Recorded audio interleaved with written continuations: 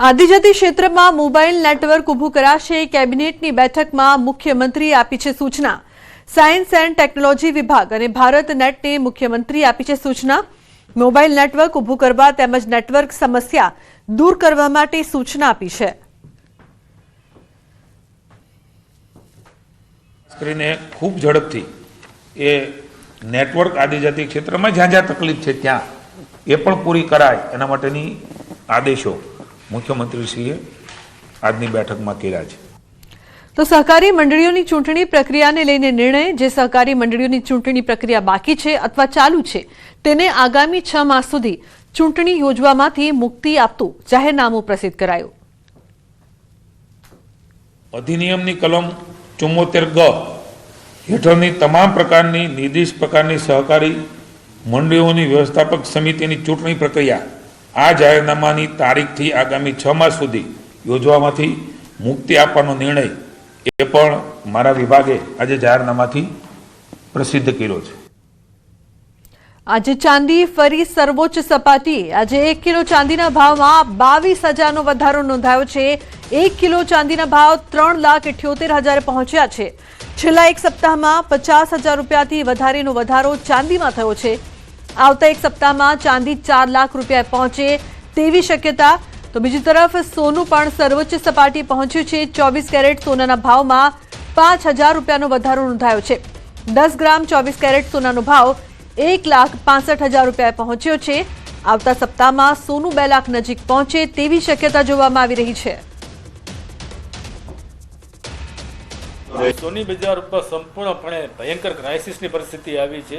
વેપાર ધંધા સાવ ઠપ થઈ ચૂક્યા છે। ગ્રાહકો બજારથી દૂર થઈ રહ્યા છે કારણ કે આટલી મોંઘવારી અને વેપાર વધતા ભાવે પોતાના બજેટો કેમ સંતુલિત કરવા એ ગ્રાહકો માટે પણ એક પ્રશ્ન બન્યો છે અને બજાર અત્યારે સંપૂર્ણપણે માયુસીની અંદર છે। પણ અત્યારે જે જોતા લાગે છે કે ચાંદીનો ભાવ વધારો એમાં સટ્ટાકીય હેજ ફંડોની અત્યારે આક્રમકતા દેખાઈ રહી છે।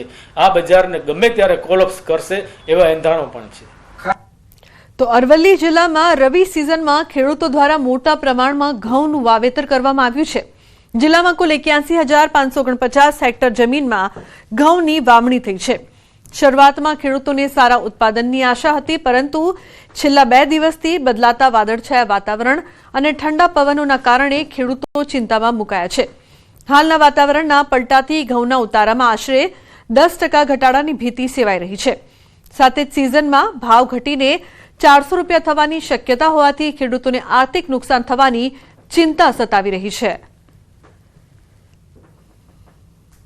અત્યારે થૂલીમાં ઘઉં આવેલા છે અને પવન આવવાના કારણે ઘઉં એકદમ પડી ગયા છે, ખેતરમાં આડાવડ થઈ ગયા છે। હવે અમને જો દર વર્ષે વીઘામાંની 40-45 મણ ઘઉંનું ઉત્પાદન થતું હતું, એનો અત્યારે તો 15-20 મણ થાય એવું છે, એટલે ખેડૂતને કોઈ પાલવાય એવું નથી। તો આ ઉત્પાદનના અમે સરકાર જોઈ અને સક્ષમ ભાવ આપે એવી માગણી છે અમારી। આ વખતે ઘઉંનું વાવેતર વધુ છે, પણ હવામાનના કારણે ઘઉં પવનથી પડી જાય છે, એટલે ખેડૂતોનું નુકસાન થાય એવું છે। એટલે ભાવ ઊંચા રહે તો ખેડૂતોને રાહત રહે। જમ્મુ કાશ્મીરમાં જે પ્રકારે હિમવર્ષા થઈ રહી છે તેના કારણે ઠંડા પવનો ગુજરાતમાં પણ ફૂંકાઈ રહ્યા છે। આ સંજોગોમાં જે ઘઉંનું વાવેતર કરવામાં આવ્યું છે તેમાં સૌથી મોટી નુકસાની જોવા મળી છે। દ્રશ્યો બતાવી દઈશ કે અરવલ્લી જિલ્લો જે પ્રકારે રાજસ્થાન તરફથી આવતા જે પવનો છે તેના કારણે ઘઉંનો જે પાક તેનો શોથ વળી ગયો છે। આપ જોઈ શકો છો કે જે વિકાસ થયો છે ઘઉંનો તે નીચે પડવાના કારણે જે દાણા છે એ દાણા તૂટી રહ્યા છે, તેના કારણે જે વિકાસ થવો જ જોઈએ એ થતો નથી। તેના કારણે ખેડૂત ખૂબ નિરાશ છે, સરકાર પાસે અપેક્ષા રાખી રહ્યો છે કે તેને સારા ભાવ મળે। હાર્દિક પટેલ, ન્યૂઝ 18 ગુજરાતી, અરવલ્લી। નર્મદા જિલ્લાનો મોટા ભાગનો વ્યવહાર વડોદરા સાથે જોડાયેલો હોવાથી નર્મદા નદી પરનો પોઈચા પુલ અત્યંત મહત્વનો છે, પરંતુ હાલ આ પુલ એસટી બસ માટે બંધ રહેતા સ્થાનિક લોકો, નોકરિયાત મહિલાઓ અને પ્રવાસીઓને ભારે મુશ્કેલીનો સામનો કરવો પડી રહ્યો છે। કરજણ નજીક ખાનગી કંપનીમાં કામ કરતી આશરે 40 મહિલાઓને રોજના 15 થી 20 કિલોમીટર પગપાળા ચાલવું પડે છે, જ્યારે પોઈચા સ્વામિનારાયણ મંદિરના પ્રવાસીઓને 50 થી 60 કિલોમીટરનો વધારાનો ફેરાવો ફરવો પડે છે, જેના કારણે સમય, પૈસા અને સુરક્ષાની ચિંતા વધી છે। સ્થાનિક લોકો દ્વારા પુલ વહેલી તકે ખોલવા અથવા વૈકલ્પિક વ્યવસ્થા કરવાની માંગ ઉઠી રહી છે।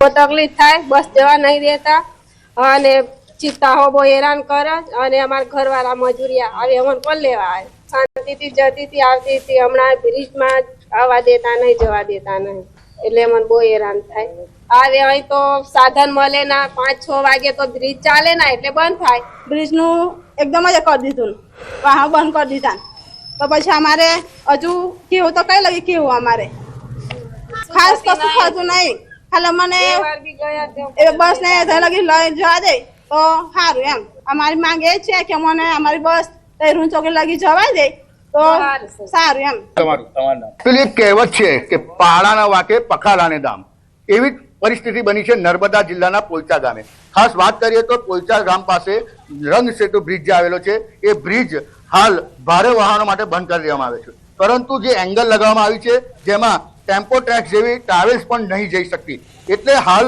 જે પ્રવાસીઓ જે છે એ પ્રવાસીઓ આવી રહ્યા છે તમે જોઈ શકો છો તેમ કે જે અમદાવાદથી અહીં પ્રવાસી આવ્યા હતા એ અટવાયા છે અને અટવાતા આજે એમને જે પોઈચા ખાતે સ્વામિનારાયણ મંદિરે જવાનો વારો હતો પરંતુ આ સ્વામિનારાયણ મંદિર હવે એમને પડશે 65 કિલોમીટરનું તેરાઓ થતા ટાઈમ વેસ્ટ થશે અને અત્યારે જે હેરાન પરેશાન થઈ રહ્યા છે તેમની સાથે પ્રવાસી સાથે વાત કરીએ આ હેરાન પરેશાન થઈ રહ્યા છે શું કહેશો હા અમે હેરાન પરેશાન તો થઈ રહ્યા છે કારણ કે હવે અમારે 100 કિલોમીટરનો ફરક પડશે અને ટાઈમિંગ બી જશે એની સાથે સાથે અમારે હવે જમવાનું રહેવાનું બધું એકદમ ડિસ્ટર્બ થઈ જશે કયા કારણસર તમારું ડિસ્ટર્બ થઈ ગયું છે આ તમે જે પ્લેટ મારી છે પ્લેટ મારવી જોઈએ